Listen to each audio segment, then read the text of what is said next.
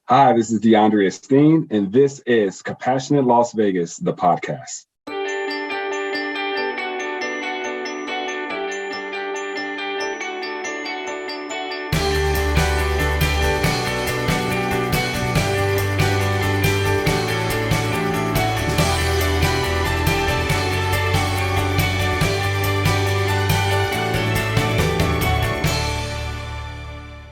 Welcome to Compassionate Las Vegas, the podcast. I'm your host, Will Rucker, and I want to thank you for joining us again in season 3. Yes, I said I'd say this every episode, and I mean it. I am so thrilled that we are here with you for our 3rd season. Joining us today is a very special guest, someone I'm really looking forward to this conversation with, and someone who is tall in real life. So, to give you that much. Welcome to the podcast. None other than DeAndre Esteen. Good day. Good day. Good Friday. Thank you for having me. And I'm not sure if people can see us or not, if this is just audio or video, but we are somewhat dressed alike. Like we're wearing the same color. This was Didn't plan it. This is not planned whatsoever. So, listen, it just means that it's serendipitous.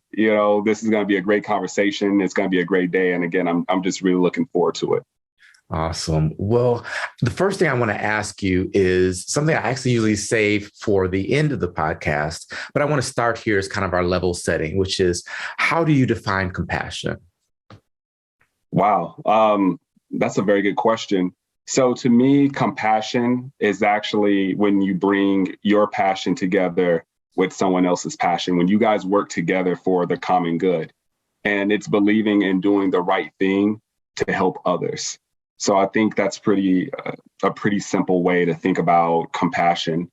When you think about a lot of folks who want to do great things, it's because they feel like it's the right thing to do. They see a problem, they feel like they have a solution, or they can work together with someone else to create a solution to that problem. It's about helping others. And, I think that's really what compassion is all about. I love it. I think that's a great way to frame it.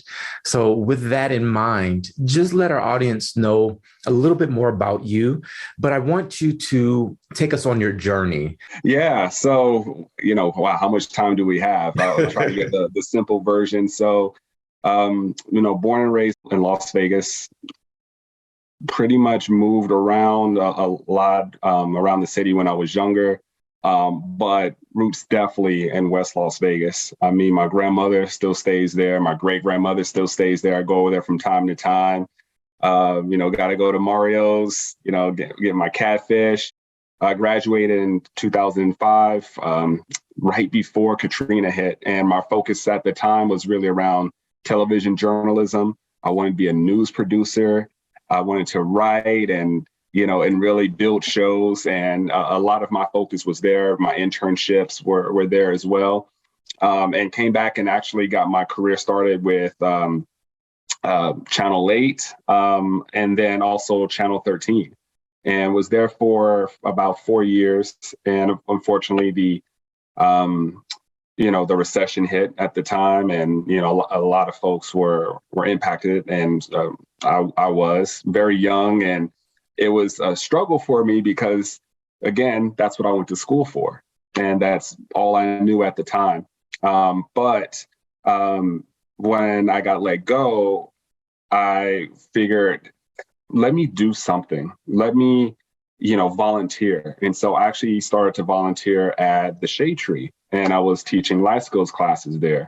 That's how I actually got started in the nonprofit world. So I was working in their workforce readiness program, coaching and teaching classes and helping the residents there to find work and, jobs, just really improve their workforce readiness skills. And then I actually became the director of development soon after that. So now we're in a whole different world. We're in the fundraising world.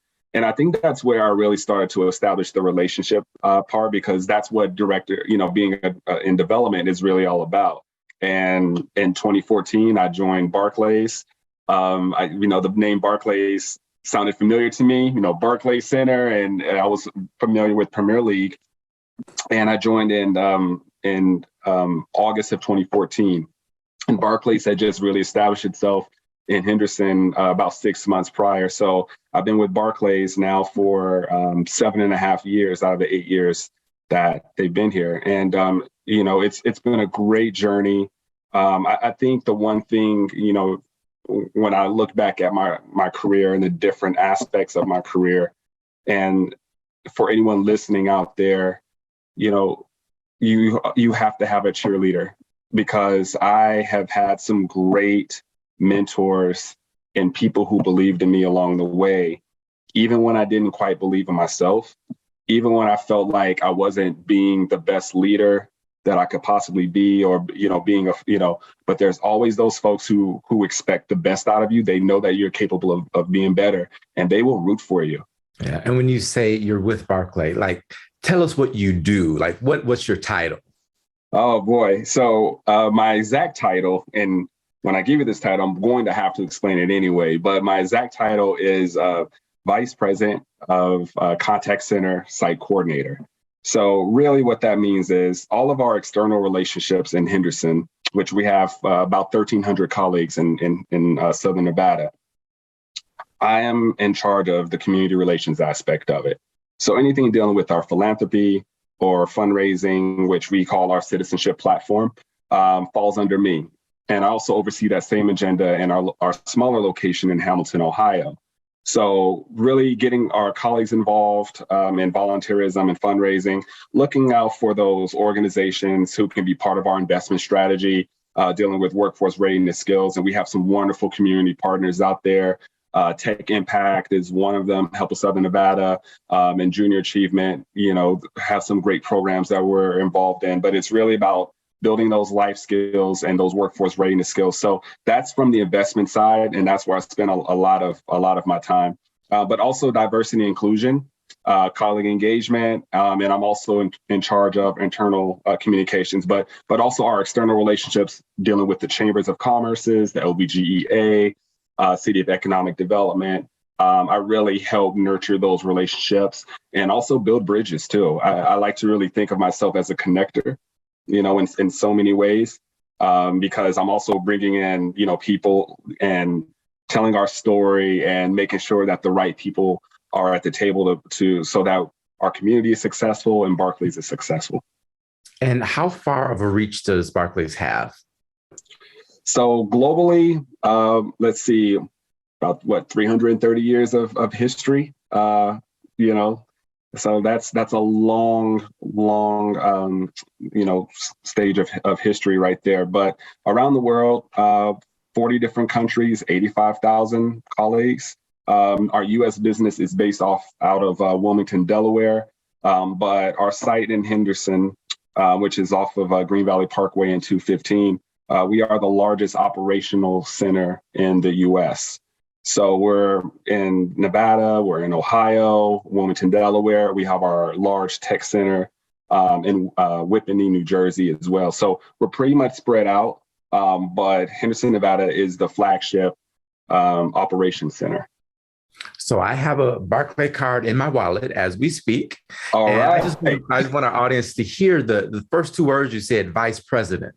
So a kid from Vegas is now leading this extraordinary company that's global, and you're doing it through relationships. To me, we could end the podcast there with amplifying hope in that way. That's amazing.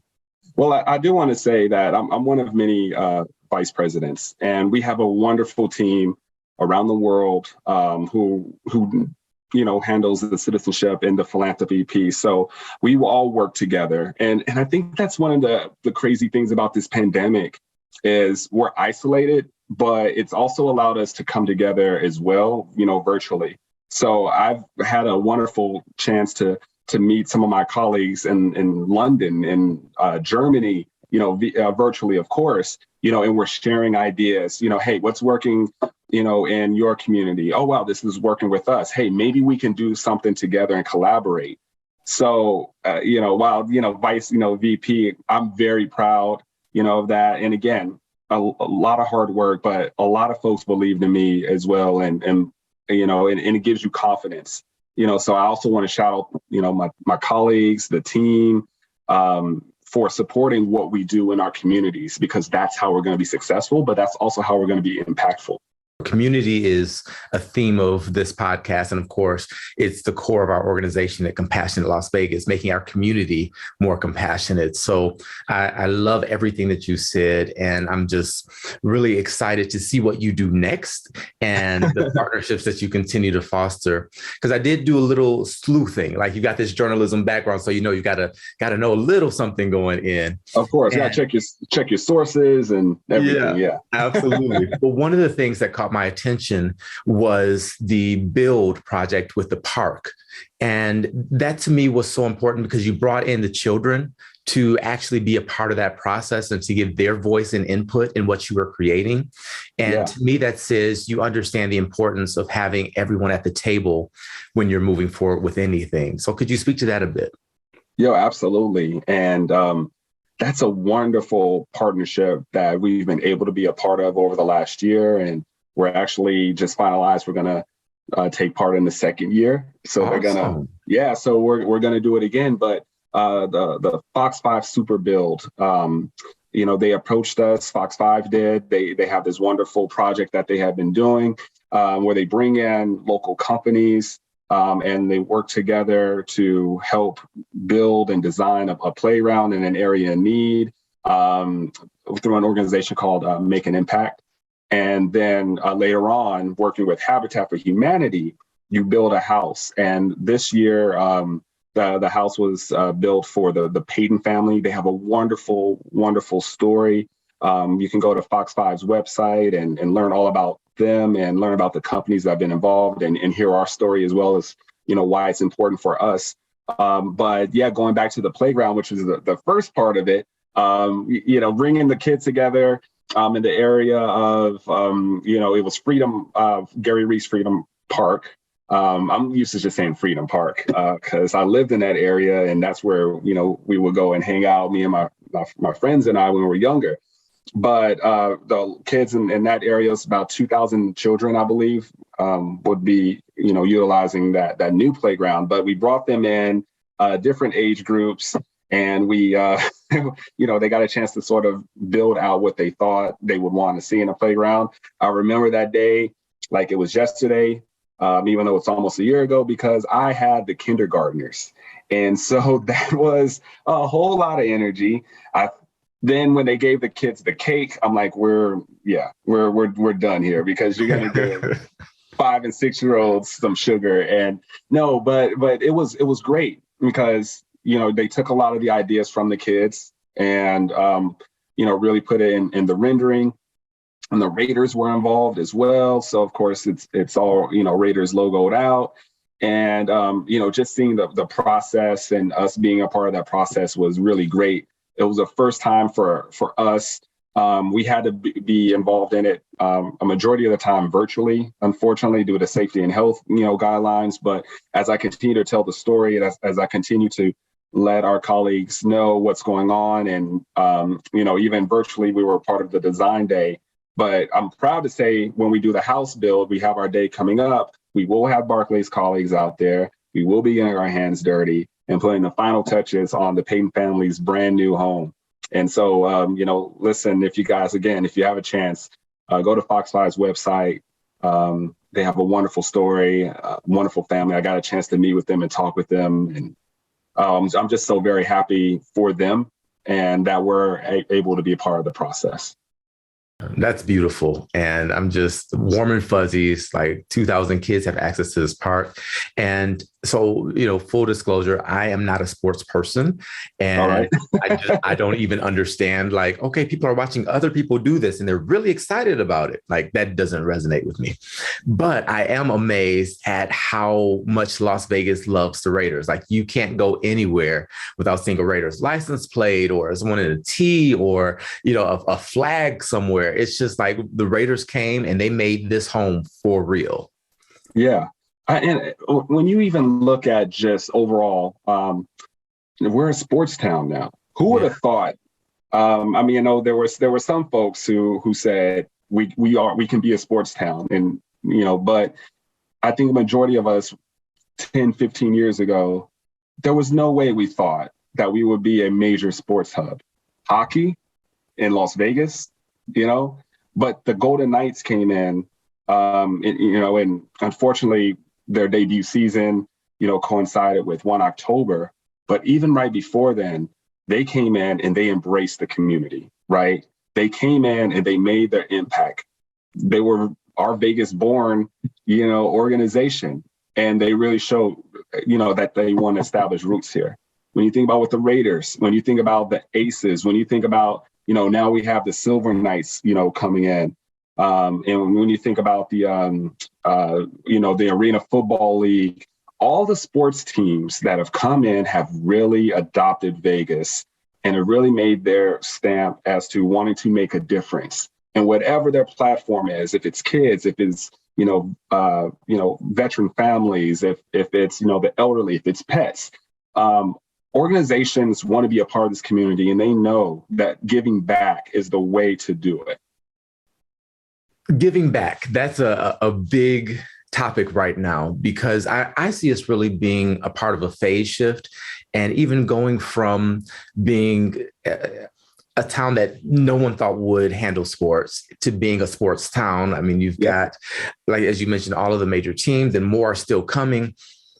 We're really transitioning into a new Las Vegas. And that's to me, the spirit of Las Vegas is reinvention. Yep. But I wonder, with all of these great feel-good stories, I enjoy the moment of feeling good about it, but then I also feel the heartbreak of why does this story exist in the first place?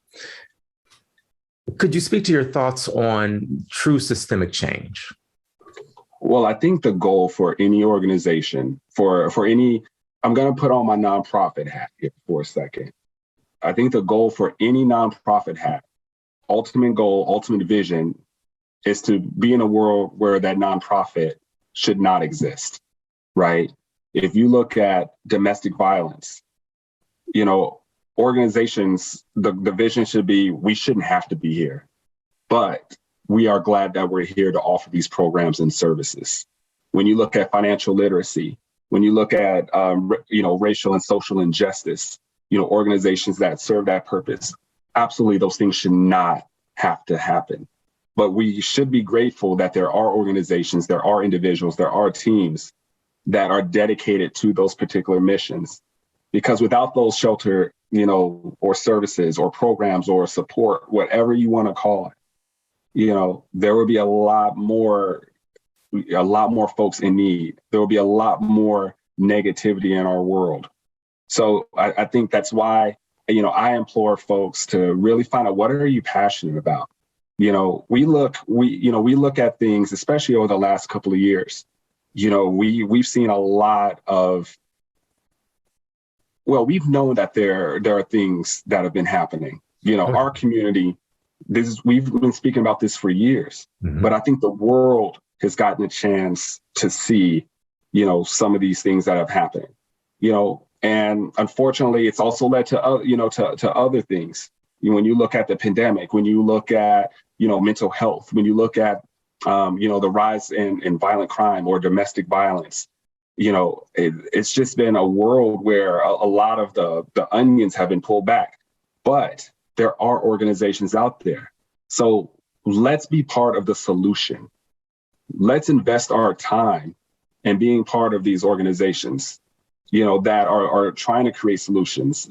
And, you raise a good point, but I also think that this is our chance to continue to show that we're supportive of one another, that we're supportive of finding solutions.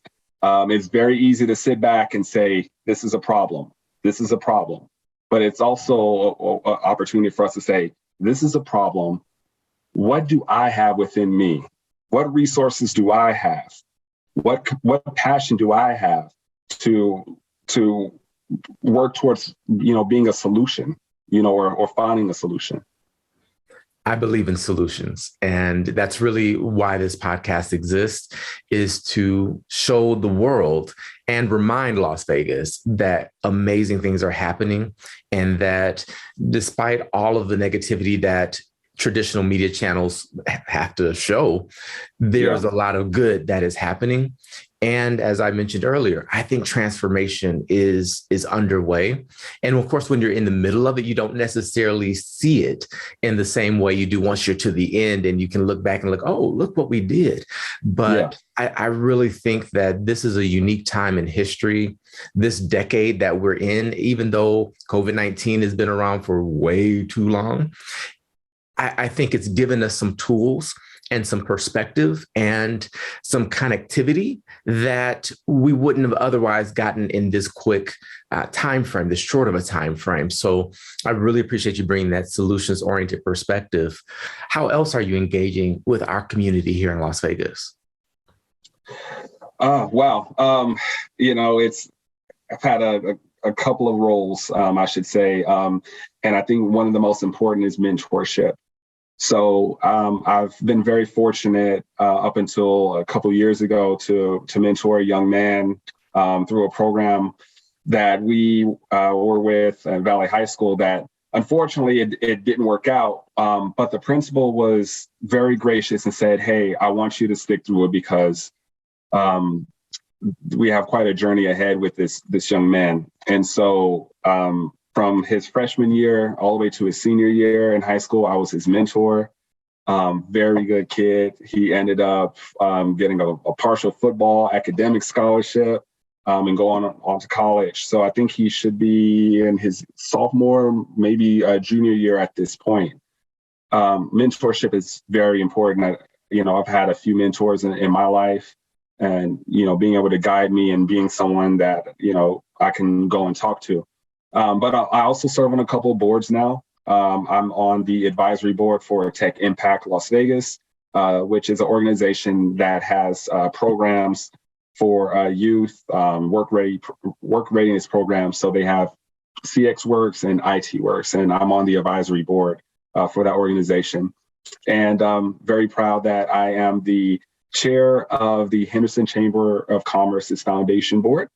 As of last July. So I'm in my first year out of a 2-year term. And I'm very proud, again, to, be at the table and have such a great group of like-minded individuals that are dedicated, to not only the Chamber's mission, but also the focus on community, which is our Community Cares Acts, Community Cares programs, leadership, and also Launchpad, which is the small business hub that is currently under renovation, that we're really focusing on not only small businesses, but we're working on focusing on scholarships for women-owned, minority-owned, and veteran-owned small businesses. So the Chamber, great work, great focus. I'm just happy to be a part of the team. Wow. That's incredible. And I'm just sitting here going through my calendar in my head, like there are 24 hours in a day. And he just mentioned like 39 different, so that's really, really awesome. And I think mentorship is so crucial. I've adopted, and I'm not going to say my age, but I've adopted the philosophy, I need an under 30 mentor. And so that's something I try to make sure is always happening, just so I stay connected with the generation that's coming up, but also still being able to pour into, because that history is so critical. Yeah. How does it feel to literally be making history and change with your influence in this way? Well, I just feel like I'm doing my part, honestly. But I also want to create a world where, we have people that we've looked up to, right? We have those leaders in our community. We're like, wow, I hope I can make an impact like them, right? We don't know how, but we look up to them.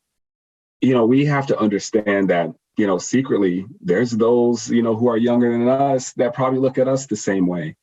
And I want to lay a foundation. I hope that, with others, we can be that beacon, right? Where, the younger people look up to us and say the same thing. I want my niece, who's 8 years old at this point, and my nephew who's 2 years old at this point, to look up to me and to others and say, wow, that's what I want to aspire to be like, and, there, some people feel a certain way about being a quote unquote role model, but regardless if we want to be a role model or not, we have to understand when we're put into certain positions, and especially leadership positions, that people are watching us, good and bad. But I want my niece and my nephew, and I want, kids to look up to and to aspire to, for something, not the latest TikTok trend, not whatever, reality TV star, is doing, I want to, let's create some positive, role models, and let's create some positive local role models, that our younger generation can look up to. I love it. What happens in Vegas will change the world. I like that. What has been the greatest obstacle or challenge you face, particularly as a Black man in the nonprofit world, but as part of a major corporation seeking to make change in the world? Well, I think one of the things, again, when you look back at the last couple of years, one of the challenges that I faced, pretty much is the isolation, and it's tough, right? And then when you're isolated, and then you see all the things, that have transpired, starting in the, early 2020, it can be taxing. It can, mentally. I think, there's been, for so long, there's been a stigma on mental health, right? Especially in the African-American, community, reaching out for help, or knowing where to go. What are those resources? So, I don't think that I'm, unique in that aspect. It's been a little bit tough for me as well. Sometimes you have to take a step back. Sometimes you have to, know what resources are out there, whether it's within your company or whether it's when, outside of your organization. I will say the one thing that has been good, but also, or positive, but also it makes you kind of think, is we are actually now having conversations that we would not have had years ago, whether it's the workplace, or whether it's in your own social circles, right? And it's healthy. It's healthy conversation. It's healthy dialogue. And you get to highlight some of those things where, maybe you had a conversation with someone previously and you felt a little uncomfortable, but now, you have those folks who are like, wow, I would say this, or I would have, or I would do this, not trying to, be negative or anything like that, but I never understood, I didn't think how that would make you feel, as an African-American male in the corporate environment, so, and it's not about guilt. It's not about, trying to make someone feel guilty or anything like that, but it's about education and awareness. So I'm, fortunate to say, there have been some things, that I've, I've gone through, incidents I think that we've all had where when we're out shopping or we're out, being with our friends, or, someone says, wow, you're very intelligent, or, those like, those little comments, or wow, wow, you speak very well, I think we've all been there. But when someone pauses and say, wow, I didn't mean for it to sound like that, or I didn't mean, that's not what I meant, but wow, I'm so sorry I said that because I didn't know. And now it seems like there's a lot of folks out there that are willing to listen. They're willing to learn. And the one thing you mentioned, kind of like, keeping it going. I just hope that we're able to keep a lot of the good that has come out of the bad, let's keep that going. Let's not make this just a small moment in time, so let's continue, to have dialogue and health and respectful dialogue, because that's what equity is all about. Equity starts with, being able to listen, being able to, but being, respecting, positions.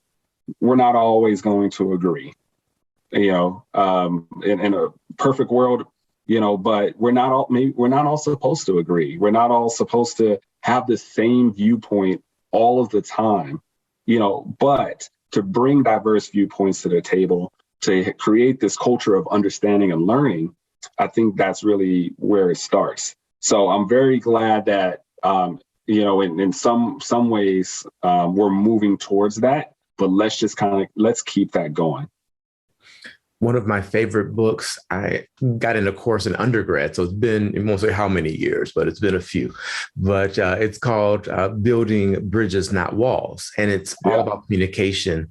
And my favorite nugget from that book is I hear you and in the fellowship world, in Compassion Las Vegas, we just shorten it to yes and. But people have to learn to listen.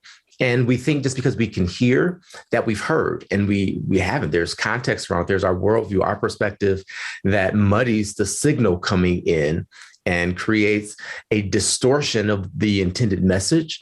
So taking a step back and learning to listen is, in my view, even more critical than learning to speak. Yet we spend most of our focus on where does the comma go? What yours should you be using? You know what I mean? It's all of these things which are important because, please put the comma in the right place so I know what you're trying to say. And how did I approach that? Did I really come to listen with curiosity, or did I come to share my viewpoint and to prove I'm right? What do you think about that?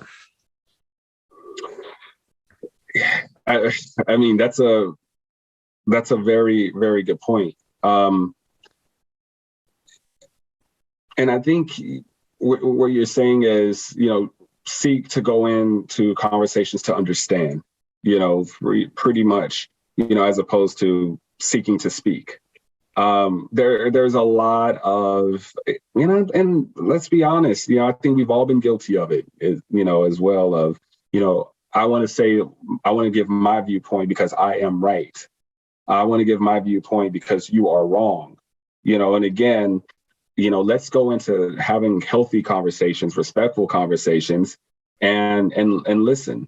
When you look at history, when you look at, context, we don't know what each other have gone through, right? I've had conversations with, personal conversations with friends, and I'm, of the opposite sex. And I said, listen, I could never understand what it's like to be a woman, in this world and what you have gone through. I can't understand what it's like to be a Latinx woman in this world and what you've gone through. Just as much as you can't understand, my historical perspective as African-American men, so, but you have an ally in me, I'm here to understand. And I think allyship is extremely important.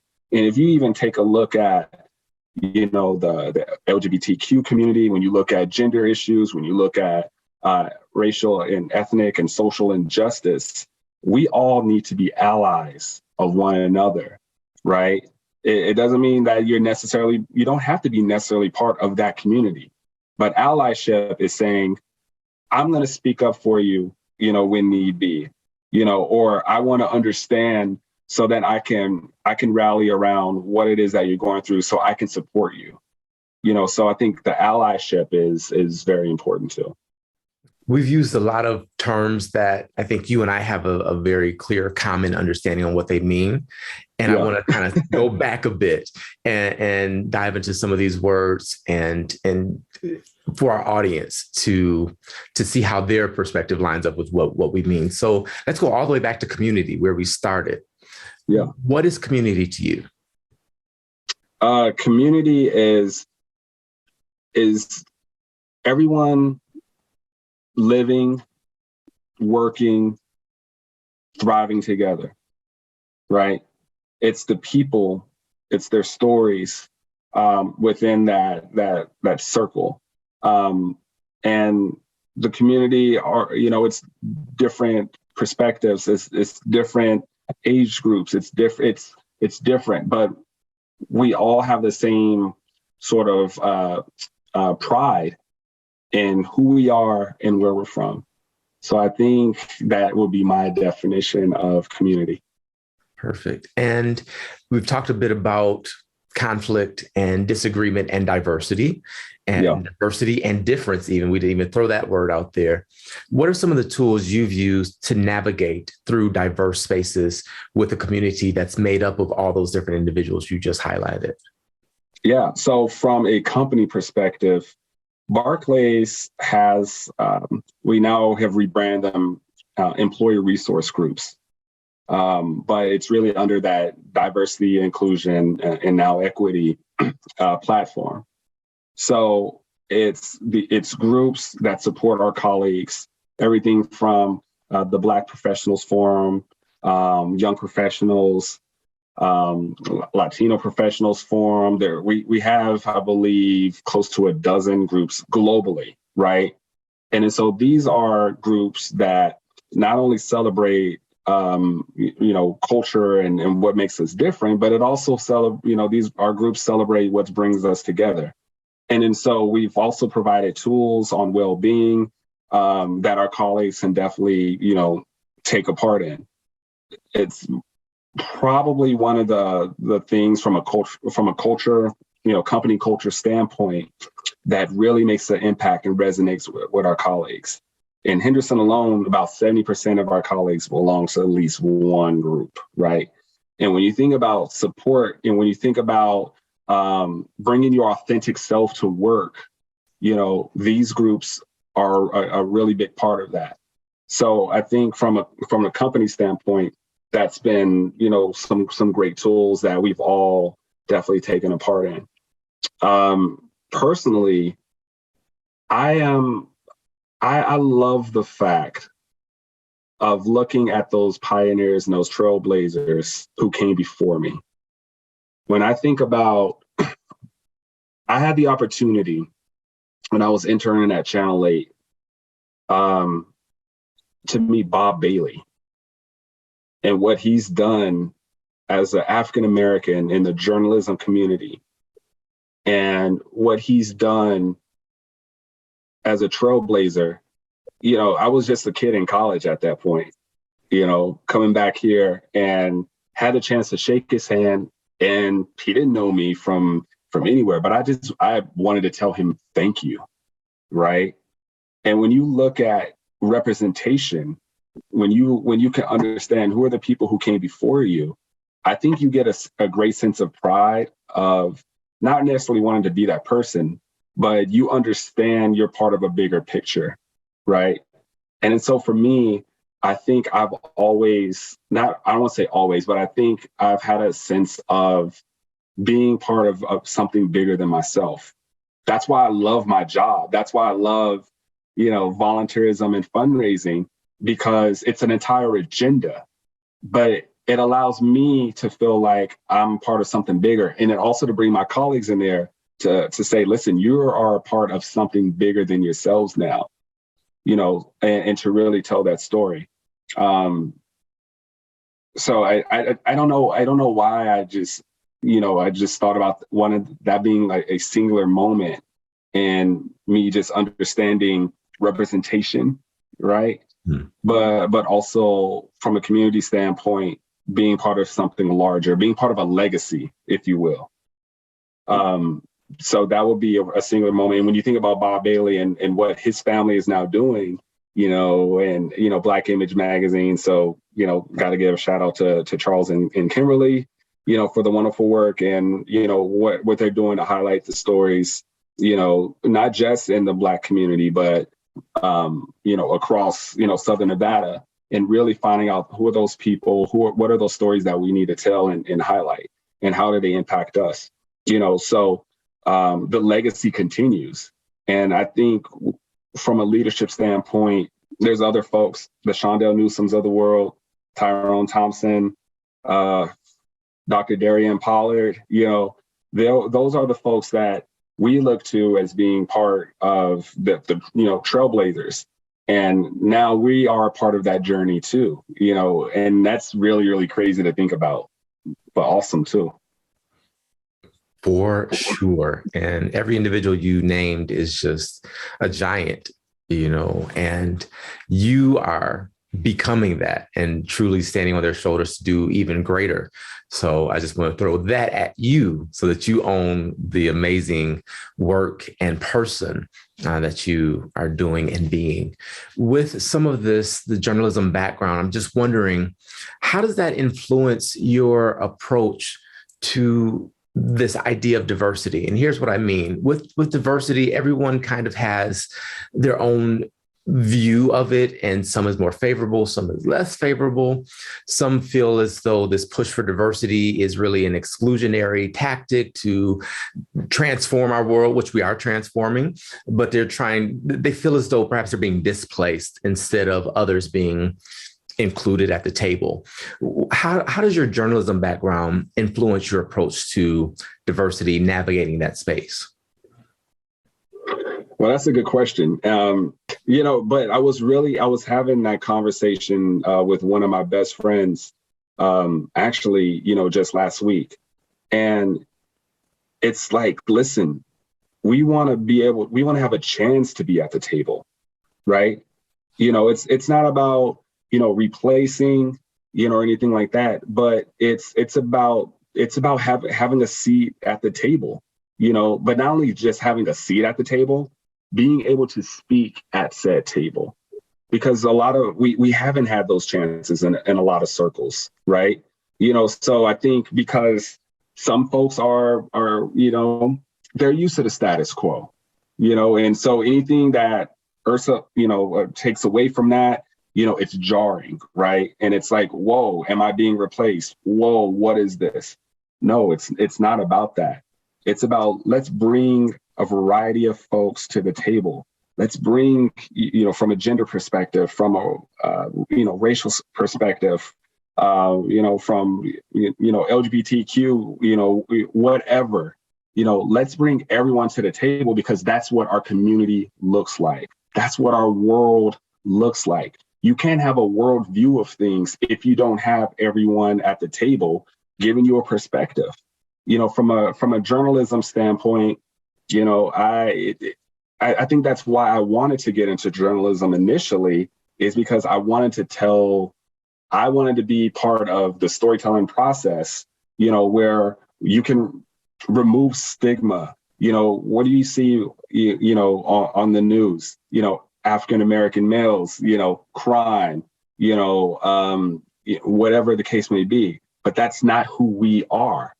That's not all of us, right? And so being able to tell stories other than that, that's, and it's maybe a little bit Pollyanna-ish. It's, I'm going to go in the news and I'm going to tell great stories and I'm going to change the world. Yay. I think we coming out of college, I definitely had that mentality. And then you really see how news is. And I'm not saying that news is, at all bad, but, there's gatekeepers, there's a whole process, dedicated to this is what's going to go on your shows versus this, what's not. But I've always had that lens of, if I put this on air, if I have my anchor say this, if we report on it this way, this is how it's going to look. This is how it's perceived by the audience. But not only that, but this is how it's perceived by this, this community, right? That this is how it's reflecting. And I've actually had a chance to speak up and say those things, at the editorial table, so I think we need more of that. I think we, and I'm sure that there's some folks, again, I'm not in journalism anymore, but I would like to hope that there are some folks at those editorial meetings in the morning and in the afternoon or at night or whatnot, who are pumping the brakes and saying, hey, listen, if we put this story out there, this is how it's going to be received. And this is how it's going to make this particular group look. It's not about the ratings. It's not about the book. It's not about, being first or breaking news. Let's do our due diligence and tell the right stories. You still have to talk about crime. You still have to talk about these things because that's what's happening. But be careful of how you're telling that story. I want to dive into that a bit more deeply with this notion that this is how things are. I can attest, I am an eternal optimist and my glasses are permanently tinted rose colored. I will not change that. And I recognize that the world that I play in doesn't necessarily see things in the same way. People don't have the same optimism or the same hope or even the same starting premise that humanity is inherently good. And so when you're in an environment where people see things differently, I think that that's diversity too. And I think that that diversity is key, because if you leave it up to me, like we're all going to just be swimming in fairy dust and glitter, like forever, like that's all we're going to do. But we need that other, like, let's get something actual done too, because, each perspective is important and the world isn't single-layered, it's multifaceted. How do you navigate maintaining this hope, this optimism, this idealism, even perhaps, in a world that says, well, this is how we've done it? Hope. That's a very, very strong word with such a huge impact. And I think it's just a belief that what you're doing is the right thing and what you're doing makes an impact. And when you join with like-minded people, that it's working, or more specifically, it's very easy to, maintain that hope when, as a volunteer or as a fundraiser, when you get that when you feel that impact or of that impact that you're making. So if you're at an organization and they're doing I'm just going to make it up, like a holiday shopping event, right? Where you are helping young people, pick out gifts for their parents, or you're helping parents, who are struggling, pick out gifts for their kids.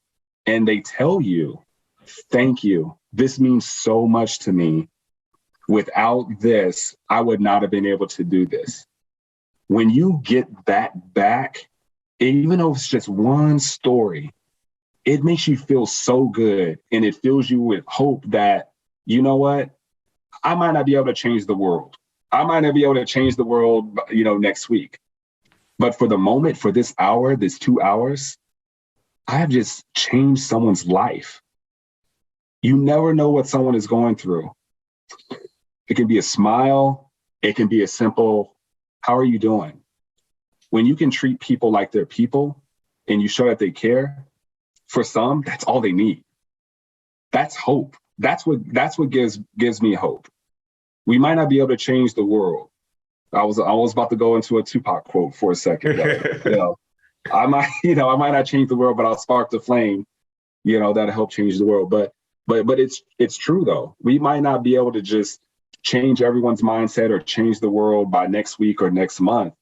But if you can find, solace in those individual stories and you created that change, I think that's what hope is.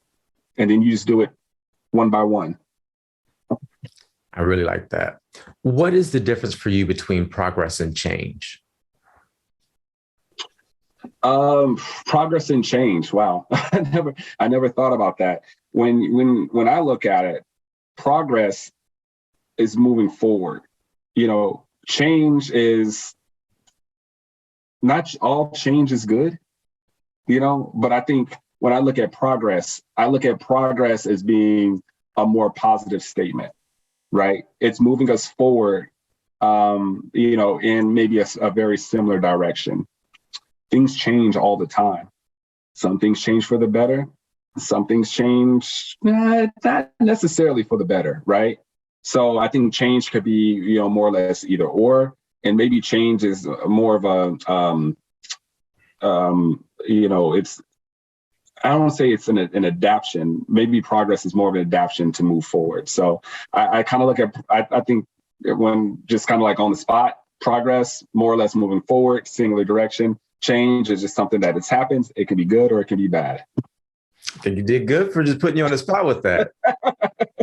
In our last few minutes together, I want to change our focus, our direction, our feel for just a moment. I want to know what's on your playlist. What are you listening to right now? And more specifically, what songs do you listen to when you need to be inspired and feel hopeful when you're like, this is Vegas, I'm listening to this song? Oh, wow. Will, it's literally everywhere. I will say the one album that I've been obsessed with and I can listen to from front to back multiple times is Tory Lanez Alone at the Prom, because I kind of like that 80s. He did like this whole 80s kind of theme type. If you listen to it, it's legit like like 80 songs. And he did like a whole theme around it. And it's only 11 tracks. And, I know some people feel a certain way about Tory Lanez. I had never really gotten into his music at all until this album. And I love this album. So Alone at the Prom, Tory Lanez, check it out. But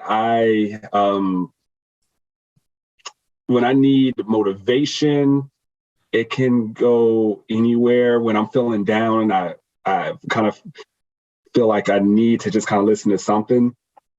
It might be Jennifer Hudson's You Pulled Me Through. I think that's a very inspirational song.